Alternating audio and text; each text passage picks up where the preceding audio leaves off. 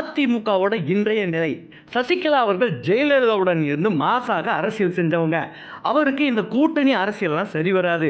ஆனா விடாப்பிடியா இருக்காங்க. அவரிடம் உள்ள பணத்துக்கு ஒரே நாள்ல எடப்பாடியோட பொதுக்குழு எல்லாத்தையுமே வாங்க முடியும்.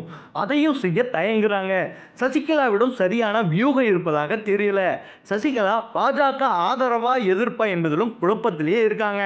பாஜக ஆதரவு இல்லாம சசிகலாவால எதையுமே செய்ய முடியாது. ஒருவேளை சசிகலா தலைமை ஏற்றாலும் எடப்பாடி தலைமையை விட படு மோசமாக தான் கட்சி செயல்படும். அவருடைய குடும்ப ஆதிக்கம் காரணமா பல அதிகார மையங்கள் உருவாகி கட்சியின் அதிருப்தியை விரைவிலேயே சம்பாதிப்பாரு. ஓபிஎஸ் பணத்தை எடுக்க தயங்குறாரு.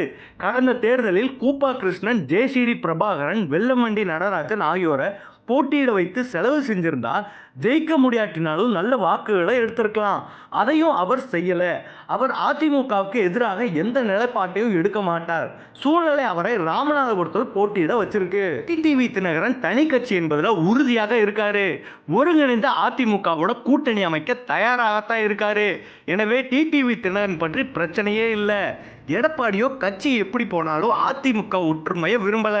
அவருக்கு கொடநாடு வழக்க வைத்து திமுக அரசு அதிமுக ஒன்று சேராம பாத்துக்கிறது.